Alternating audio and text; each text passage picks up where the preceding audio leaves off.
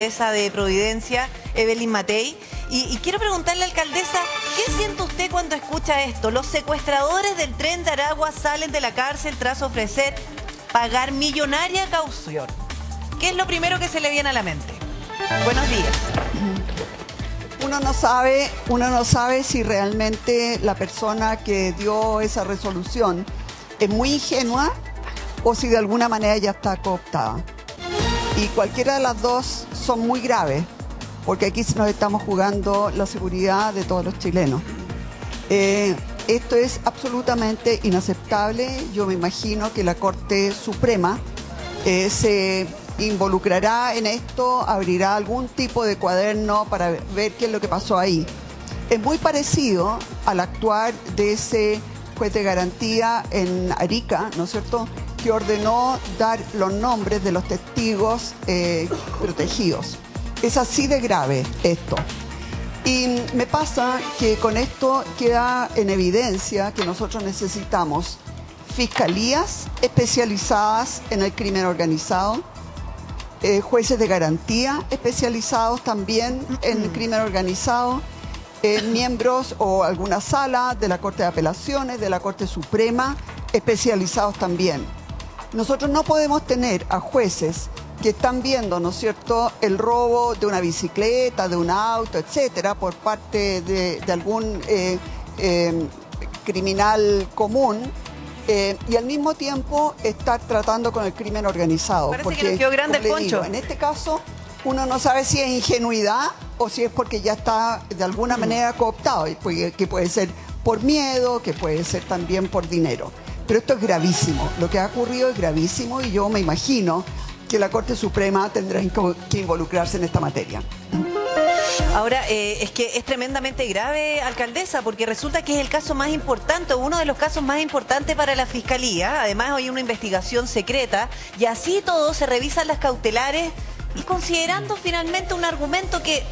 Mire, uno dice, ya, si el fiscal en ese caso, la jueza dice, no está preparado, no conoce bien los antecedentes, pero resulta que en vez de fijar una nueva audiencia, que es lo que correspondería, dice, no, entonces como no argumentó bien, le vamos a dar entonces el beneficio de bajar las cautelares.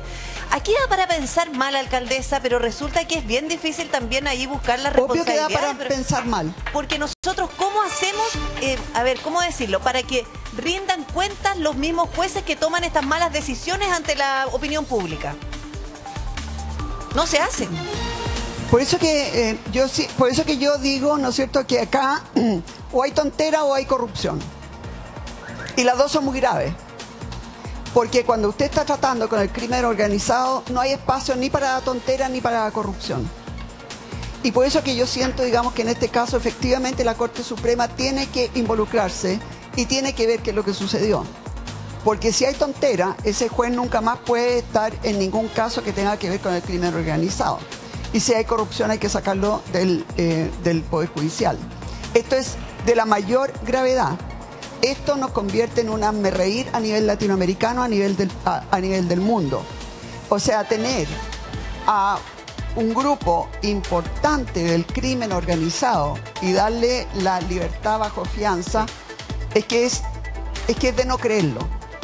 Y por eso que insisto, uno aquí tiene que entender que o hay tontera o hay corrupción, no hay espacio para más cosas. Alcaldesa, nosotros estábamos conversando y estamos conectados con José María del Pino, periodista que ha investigado profundamente todos estos temas de crimen organizado a nivel latinoamericano y experto en esto.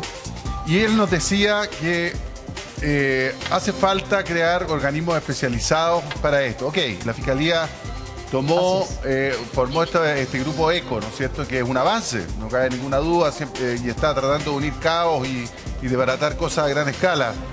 Pero ¿es suficiente? Deberíamos tener, no lo sé, una reforma profunda e incluso vanguardista al sistema procesal penal y también, por supuesto, a nuestra inteligencia y nuestra institucionalidad, porque... Pero rápido.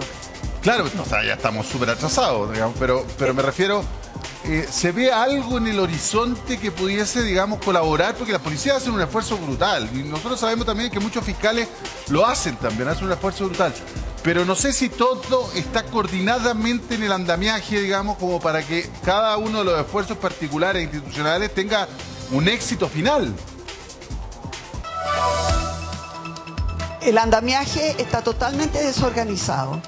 Y en España no solamente tienen fiscales especializados en el crimen organizado, sino que también jueces de garantía, que están las 24 horas del día disponibles, que conocen quién es quién, que están al tanto de qué es lo que está sucediendo, que están al tanto, ¿no es cierto?, de las investigaciones, y que por lo tanto, si se requiere un permiso rápido, efectivamente lo obtienen en 5 minutos. Usted no puede estar esperando 24 horas para que le den un permiso para actuar, porque probablemente ya pasó la oportunidad de haber atrapado a los que quería atrapar. Pero también hay salas especializadas en crimen organizado, en la Corte de Apelaciones e incluso en la Corte Suprema.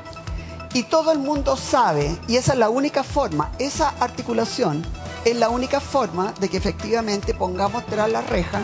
Y además, una vez que están tras la reja, tienen que estar totalmente aislados. No pueden seguir operando desde las cárceles. Así que es toda una cadena que hay que cuidar.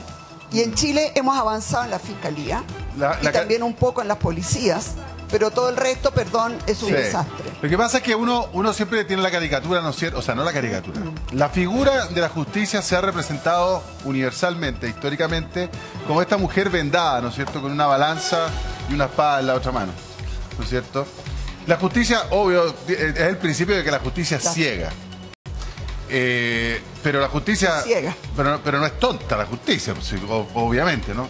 Eso lo sabemos. Pero, ¿por qué se lo digo? Porque yo no sé si... No debe ser tonta. No, y así como la Fiscalía, por ejemplo, el Ministerio Público evoluciona y crea cuerpos especiales, y las policías también lo hacen, yo no sé, yo veo una justicia, y esto es muy personal, a lo mejor estoy equivocado, la veo media estática. ¿Por qué? Porque si yo, por ejemplo, recibo a un tipo acusado de homicidio, recibo 2 tipos acusados de homicidio. Voy a tratar que se entienda bien lo que voy a decir, por favor. No le voy a restar gravedad a ninguno de los 2 delitos, solamente ponerlo en contexto. Y uno de los cuales cometió el homicidio porque, le invento, estaba en una, no sé, una riña, en un rodeo, porque se les pasó la copa y qué sé yo, le dio un pavo en una pelea, lo recibo, por supuesto, gravísimo, homicidio, todo lo demás. Pero si traigo al mismo gallo a otro gallo por homicidio, pero porque fue a un ajuste de cuenta o le disparó a estos gallos que, por ejemplo, encontraron a estas personas que encontraron en Lampa, estamos de acuerdo que los 2 son homicidios, ¿no es cierto? Pero ¿es el mismo homicidio? Pero estamos de acuerdo que son cosas distintas. Exacto, ahí voy. Entonces, yo lo que les planteo es, ¿está nuestra justicia midiendo el homicidio con la misma vara o efectivamente es capaz de leer un contexto distinto en este que el otro? A eso va mi evolución institucional. Sí, lo que yo siento es que efectivamente en Chile, para que seamos eficaces y eficientes en la lucha contra el crimen organizado, que es lo que más nos interesa, ¿no es cierto? Porque, claro, hay muchos otros delitos que son graves también, pero el crimen organizado tiene algo especial, y es que está dispuesto a matar a cualquiera, a mandar a matar a jueces. En este momento en México ya han matado a 36 candidatos. Eso es el crimen organizado, 36 candidatos asesinados. Entonces estamos hablando de otro nivel de violencia, de otro nivel de delincuencia. Estos no paran ante nada. Y lo que yo siento es que la justicia, el Poder Judicial, yo creo que la Fiscalía ha ido reaccionando, pero yo creo que el Poder Judicial todavía no. Y han tenido varios fallos que son de verdad de la máxima gravedad. Y yo siento que la Corte Suprema no ha reaccionado como debiera reaccionar. Y por lo tanto necesitamos jueces de garantía, necesitamos jueces en lo penal, necesitamos ministros de la Corte de Apelaciones, incluso ministros de la Corte Suprema especializados en el crimen organizado. Ahí la pelota cae. Y además necesitamos señales muy claras de que este tipo de fallos como el que acaba de darse, ¿no es cierto?, sencillamente no son aceptables. Pero alcaldesa, es cierto también, y los jueces tienen derecho también a plantearlo así, de que ellos obran en derecho. Claro, uno les reclama siempre el criterio, pero obran en derecho. Entonces uno se pregunta, bueno, ¿no será momento de reformular esto con la Corte Suprema, que es el poder independiente que vela por la justicia del país, a través de la política y la legislación para cambiar esto? Porque al final... Perdón, yo no me compro eso. No. Perdón, yo no me compro eso. Hace rato ya que muchos jueces e incluso muchos ministros de la Corte Suprema no están aplicando la ley, están legislando. En todo lo que es, por ejemplo, ¿no es cierto?, derechos de trabajadores, hace rato que ya los jueces están legislando. No me compro eso de que ellos solamente aplican la ley. Con estos fallos que obligan, por ejemplo, no sé, al tema de la ISAPRE, usted está diciendo... o sea, hay cierta... Claro, el fallo de la ISAPRE, ahí no aplicaron la ley, ahí legislaron. Alcaldesa, Claudio... Hay una interpretación, la alcaldesa ha hablado de una interpretación que se ha hecho... Obviamente son algunos, ¿no? Eso no, solo me gustaría precisar... Son algunos. Me gustaría dejar... No, yo estoy diciendo algunos, jueces, claro, algunos, ministros de la Corte Suprema, pero en la sala número 3... hace rato ya que están legislando, que no están aplicando la ley. Me gustaría precisar algo. Lo que ocurre es que estoy totalmente de acuerdo con la alcaldesa Evelyn Montequín. Necesitamos... Le habla Claudio Rojas, alcaldesa. Sí, alcaldesa, muy buenos días. Efectivamente puede requerirse, y como lo han hecho en otros países, tribunales especializados, fiscalías especializadas, policías especializados. Pero para que exista un tribunal especializado no depende de la Corte Suprema, es una modificación de carácter legal. La ley establece los tribunales que existen en la República, no la Corte Suprema. La Corte Suprema no tiene la facultad de decir, ya vamos a crear un nuevo juzgado de garantía con un juez especialista. No tiene las facultades. Eso es un mandato constitucional y eso tiene que ser de modificación de carácter constitucional y de orden legal. Eso lo tengo muy claro. Entonces no depende de la Corte Suprema la creación de esa especialización. Pero también la Corte... yo eso lo tengo muy claro. Pero mientras eso sucede, la Corte Suprema tiene muchas formas de reaccionar. Por ejemplo, puede dictar autos acordados. Sí, pero los autos acordados tampoco nos permitirían técnicamente la creación de tribunales específicos o, por ejemplo, de criterios específicos en ciertas materias. Eso está un poquito complejo. No, solamente quería dejar el punto arriba de la mesa porque esto no es resorte del Poder Judicial. El Poder Judicial solamente aplica la ley y es solamente el Congreso la que podría generar esas modificaciones que usted está señalando. Hay algunas modificaciones que requieren ley. Y hay algunos cambios de actitudes que no requieren ley. Totalmente de acuerdo con usted. El excesivo garantismo, lo podría ser algo que viniera más de adentro del Poder Judicial. En eso estoy totalmente de acuerdo con usted. Me parece perfecto. Naturalmente. Eso sí. Y también, así como usted tiene una sala, ¿no es cierto?, que se dedica a los impuestos, usted podría decir, mire, además esta sala, por ahora, mientras hay una ley, va a haber todos los temas de crimen organizado. Por ejemplo, hay salas que están especializadas en derecho laboral, otras salas que están especializadas en derecho, no sé, civil. No soy abogada, pero usted no tiene ningún problema en decir, mire, de aquí en adelante, mientras se dicte la ley, este tipo van a ir a esta sala. Ahora, y con eso ya los va a especializar. Pero, alcaldesa, lo que usted dice, por ejemplo, cuando usted plaza a la Corte Suprema, o incluso yo no sé si lo hacen también con las de apelaciones, pero la Corte Suprema, por ejemplo, cuando va ahí estos casos, cuando un juez toma una decisión, digamos, controversial, ser más proactivo en revisarlo y no esperar a que esto sea, digamos, de escándalo público. Por ejemplo, lo del juez de Arica que dijo, ya, revelemos quiénes tome a la defensa. Ahí tiene a los testigos protegidos, de los policías encubiertos y... O sea, a eso se refiere cuando hay inacción en este sentido. O sea, o que la Corte Suprema podría hacer más. Yo me refiero a eso. Yo me refiero a eso. Por ejemplo, la Corte Suprema, yo me imagino, podría indicar un día de capacitación. Crimen organizado. ¿Qué es lo que es? ¿Cuáles son los problemas? ¿Qué es lo que estamos buscando? ¿A qué estamos apuntando? Eso se puede hacer con capacitación, porque al final, ¿no es cierto?, nuevamente digo, actuar de esta manera o es una ingenuidad extrema que raya en la tontera, o es ya una actitud más compleja. Y yo creo que nosotros, por ejemplo, en Chile tenemos pocas instituciones para ver de qué forma están viviendo nuestros alcaldes, de qué forma están viviendo nuestros parlamentarios, de qué forma están viviendo agentes, por ejemplo, o funcionarios de gendarmería. Lo que estoy tratando de decir es que no estamos preocupados de ver ya si hay algún signo de corrupción dentro de nuestros funcionarios públicos. Y recordemos que hace poco tiempo atrás pescaron a 12 carabineros que estaban de alguna manera actuando de esta manera. Entonces, no nos hagamos los lesos. En Chile ya tenemos signos de que hay corrupción en algunas y en varias de nuestras instituciones. Sí. También en la política, también entre los alcaldes. Una corrupción que es para ganar dinero en una licitación, al final tampoco es tan distinta que una corrupción para mirar para el lado cuando están mandando, ¿no es cierto?, cuando está entrando un container con droga. Y nosotros no estamos haciendo suficiente hincapié en la prevención, en tratar de detectar si hay corrupción entre funcionarios de distintas instituciones que de alguna manera están en peligro por su posible contacto con el crimen organizado.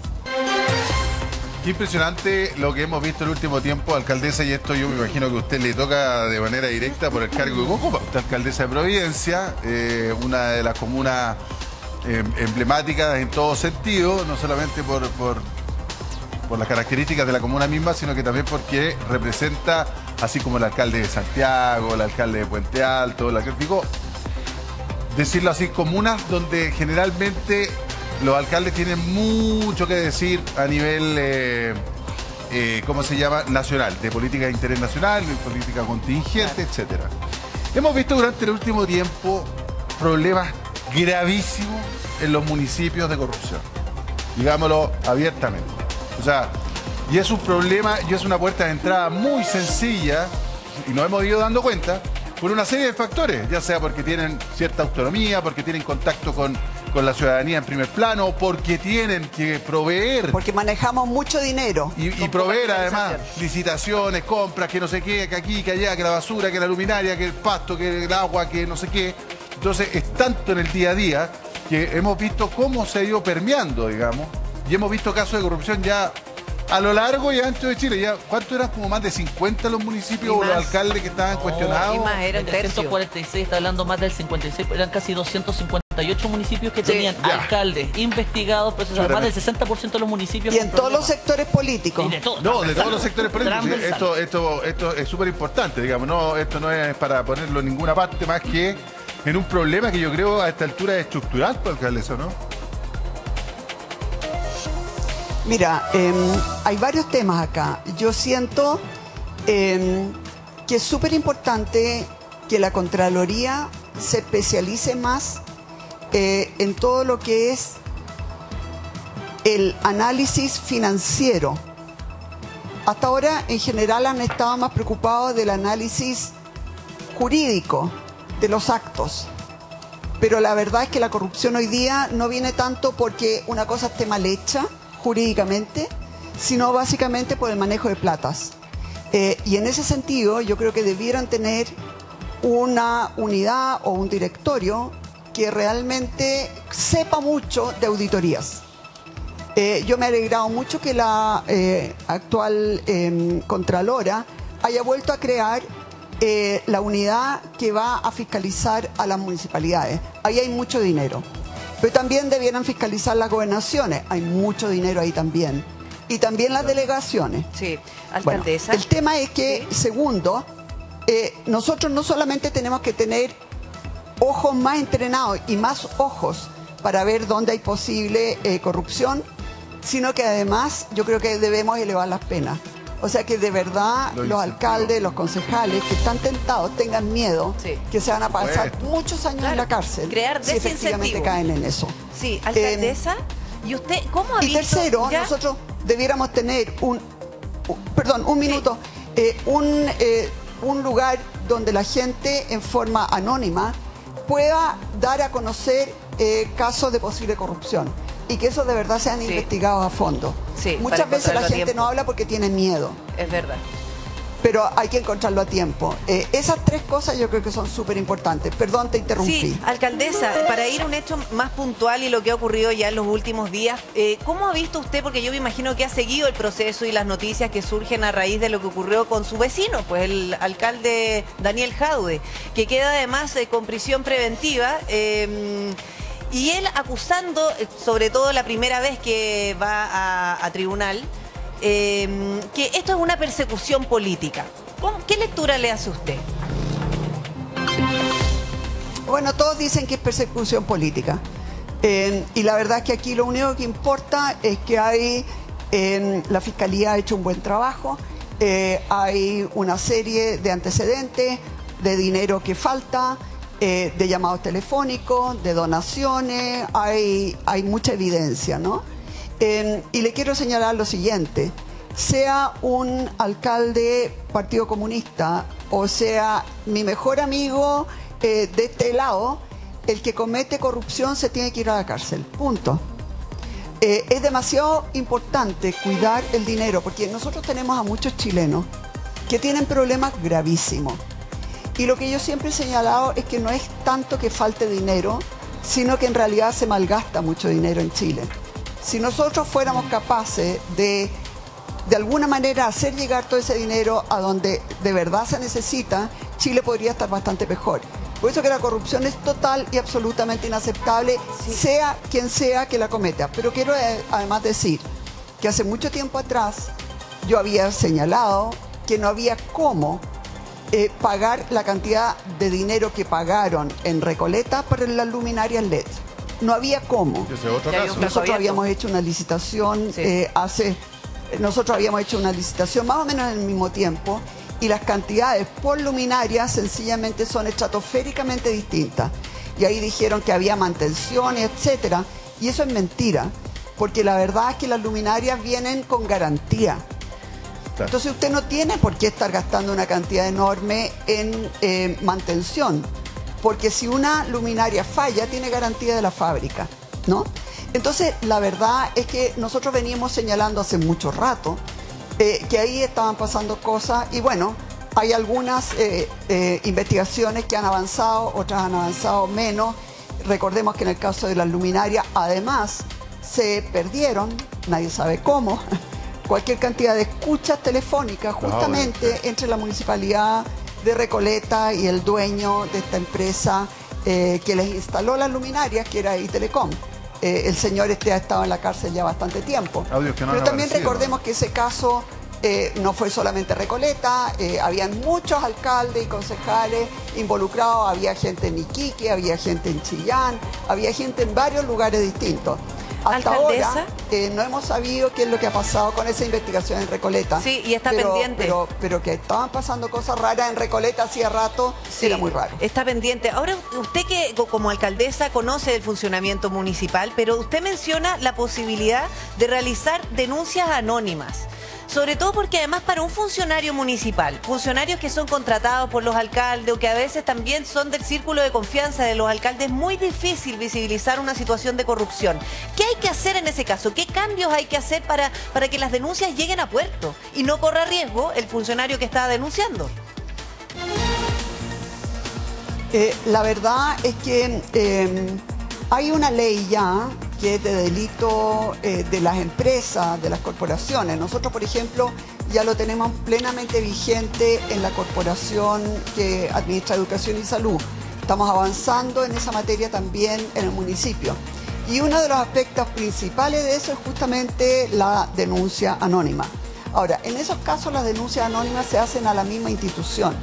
Pero ¿qué pasa si es que la cabeza de la institución está involucrada?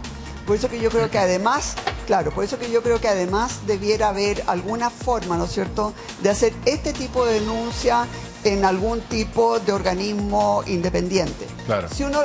Pero también vayamos a otra cosa, porque esto en realidad uno podría hacerlo incluso en forma anónima en la Fiscalía. Pero cuando se creó la Fiscalía, se señalaba que cada fiscal iba a tener máximo 800 casos. Y hoy día tienen 1.900 casos cada fiscal. Entonces usted comprenderá que es imposible Si llega una denuncia anónima a la Fiscalía, sencillamente no hay capacidad de mirarla. Más aún si no tiene un abogado que la acompañe, que pida diligencia, etc. Y por eso que la Fiscalía está pidiendo 400 fiscales nuevos. ¿Sabe cuánto le van a dar? 17. Ahí es donde están puestas las prioridades, parece que en la Fiscalía no. Alcaldesa, otra cosa que uno ha visto con el tiempo... O sea, tenemos 40.000 nuevos... Sí. Perdón, tenemos 40.000 nuevos personas en la administración pública. Aquí piden 400 y le dan 17. Y la Fiscalía es fundamental en la lucha contra la corrupción, en la lucha contra el crimen organizado en general. O sea, de verdad, ahí tenemos que darle los recursos que necesita. Yo no tengo la cifra exacta, pero son 40.000 nuevos funcionarios públicos. Uno se imaginará que estarán en Contraloría, estarán en Carabineros, estarán en Policía de Investigación, estarán en Gendarmería, estarán en Fiscalía, estarán qué sé yo. Pero bueno. La respuesta es no. Es lo que más importa, ¿no? Esa harina de otro costal. No. Alcaldesa, hay otro tema que pasa con los municipios. Esa harina de otro costal. Otra cosa que pasa con los municipios es la responsabilidad respecto de cómo se administra un municipio. ¿Y sabe por qué se lo digo? Porque en el curso de todo lo que hemos ido viendo, yo por ejemplo, yo cumplí mi cantidad de periodos, o da lo mismo, voy a hacer un solo periodo en el municipio X y yo puedo, sin llevarme un peso y sin robar, no lo digo por eso, dejar la tendalá en la comuna, gastarme lo que no tengo, endeudar la comuna, todo legal, todo legal. Yo no me llevo un peso, yo no le he pasado un peso a nadie, manos limpias, pero administré como el ajo. Y la verdad es que me da lo mismo porque era por si acaso... Ocupé la plata para que por si acaso me reelijan de nuevo, entonces hago festivales, hago que... Y dejo el municipio endeudado. Claro, porque voy a ser candidato a senador. Dejo el municipio endeudado, dejo la tendalá administrativa y toda la cuestión, pero no importa, porque total llega el nuevo alcalde y yo le digo, tome, aquí está todo, hágase cargo. Y a mí no me pasa nada, po. ¿O no? Mire, cuando yo era senadora, se modificó la ley de municipalidades y yo veía que eso estaba sucediendo, tal cual lo que tú señalas, estaba sucediendo en mi región, la región de Coquimbo, ¿no? Y realmente yo pedí que se pusieran varias normas, por ejemplo, que el contralor de cada municipalidad tiene que dar 1 o 2 veces al año una cuenta de cómo va y de si es que efectivamente se está endeudando, si hay deuda, etc. Todo eso se hace, pero nadie lo sigue. Hay efectivamente normas que permiten acusación por abandono, etc. Pero no se ejerce, porque efectivamente no hay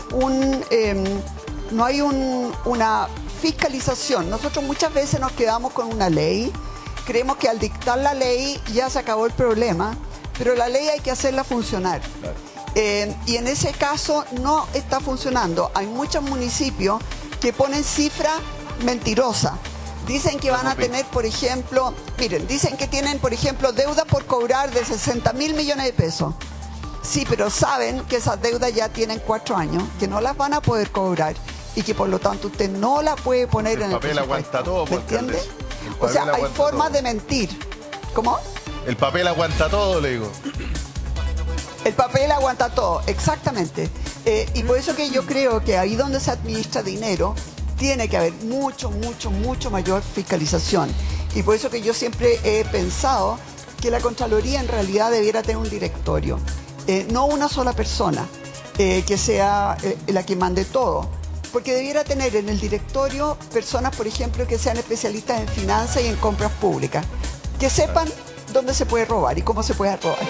Otras que sean especialistas, por ejemplo, en auditorías, que sepa cómo se pueden maquillar los estados financieros, ¿no es cierto?